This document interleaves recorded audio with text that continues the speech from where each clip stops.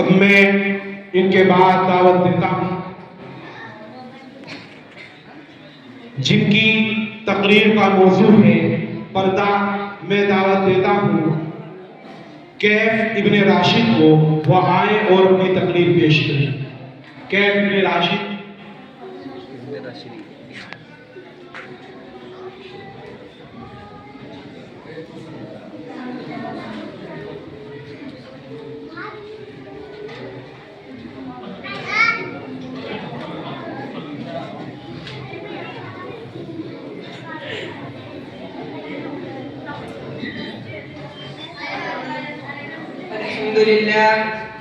الحمد لله وكفى وسلام على عباده الذين اصطفى. أما بعد، يا أيها النبي قل لأزواجك وبناتك ونساء المؤمنين يدنين عليهن من جلابيبهن ذلك أدنى أن يعرفن فلا يؤذين وكان الله غفورا رحيما. اے نبی، اپنی بیویوں، اپنی بیٹیوں اور مومن عورتوں سے فرما دیجئے کہ وہ اپنے اوپر اپنی چادر لٹکا کر رکھے. یہ اس بات کے زیادہ قریب ہے جو پہچان لی جائے اور انہیں ایذا نہ دی جائے. اللہ بخشنے والا، رحم فرمانے والا ہے. حضرات، یہ آیت ہمیں حجاب کا حکم ہی نہیں دیتی بلکہ اس کی حکمت بھی واضح کرتی ہے. قرآن کہتا ہے تاکہ وہ نہ پہچانی جائے اور ستائی نہ جائے، یعنی حجاب عورت کو چھپانے کے لیے نہیں بلکہ اس کی عزت، تحفظ اور شناخت دینے کے لیے ہے. ہم ایک ایسے دور میں سانس لے رہے ہیں جہاں اقدار کو تقیہ نصیحت، حیا کو کمزوری اور وقار کو پابندی کا نام دیا جا رہا ہے. یہ وہ زمانہ ہے جس میں آزادی کے خوشنما نعروں کے پیچھے انسان کو اس کی اصل پہچان سے محروم کیا جا رہا ہے. خاص طور پر مسلمان عورت کی شناخت اس کے لباس اور اس کی حیا کا نشانہ بنایا جا رہا ہے. آج اگر حجاب موضوعی بحث ہے تو یہ صرف ایک کپڑے کا معاملہ نہیں بلکہ ایک سوچ، ایک نظرے اور ایک تہذیبی تشخص کا سوال ہے.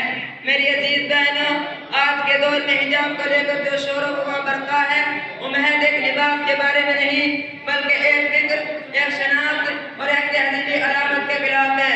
افسوسناک پہلو یہ ہے اس منفی پروپیگنڈے کا اثر صرف غیر مسلم معاشرے تک محدود نہیں رہا بلکہ بعض مسلم بچیاں بھی حجاب کو بوجھ، رکاوٹ اور پسماندگی کی علامت سمجھنے لگی ہے. حالانکہ حقیقت اس کے بالکل برعکس ہے. حجاب پابندی نہیں بلکہ وقار ہے، قید نہیں بلکہ آزادی ہے، کمزوری نہیں بلکہ مضبوط کردار کی پہچان ہے. عزیز بہنوں، اکثر حجاب کو سر ڈھانپنے یا مخصوص لباس تک محدود کیا جاتا ہے جبکہ حجاب دراصل ایک جامع تصور ہے. یہ نگاہوں کی پاکیزگی، گفتگو کی صراحت، چال ڈھال کی وقار مندی اور کردار کی پاکیزگی کا نام ہے.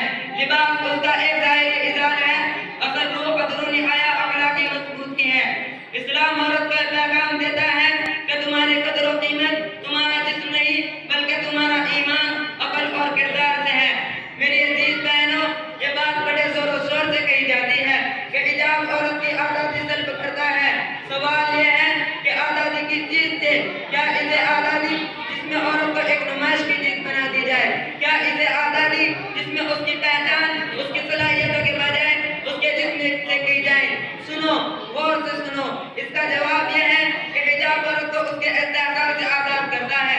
وہ معاشرے کو یہ پیغام دیتی ہے کہ مجھے میرے لباس سے نہیں بلکہ میری سوچ، میرے علم اور میرے کردار سے پہچانو. یہ وہ آزادی ہے جو عورت کو باوقار بناتی ہے، نہ کہ بازار کی چیز. جب کوئی مسلم بچی حجاب کو بوجھ محسوس کرتی ہے اس کا مطلب یہ نہیں کہ وہ دین سے بیزار ہے. اکثر یہ سماجی دبائو، تمسکس یا خود اعتمادی کی کمی کا نتیجہ ہوتا ہے. جدید میڈیا نے حسن کا ایک مخصوص معیار بنا دیا ہے جس میں حیا اور سادگی کے لیے کوئی جگہ نہیں. ایسے ماحول میں حجاب کا اختیار کرنا واقعی یہ ایک چیلنج بن جاتا ہے، مگر یہ چیلنج دراصل ایمان کی خوبصورتی کو نکھارتا ہے. یہاں ضرورت ڈانٹ، تنظیم، زبردستی کی نہیں بلکہ محبت، حکمت اور مثبت مکالمے کی ہے. بچوں کو یہ احساس دلانا ضروری ہے کہ حجاب ان کی قدر گھٹاتا نہیں بلکہ بڑھاتا ہے. حجاب پہننے والی لڑکی یہ اعلان کرتی ہے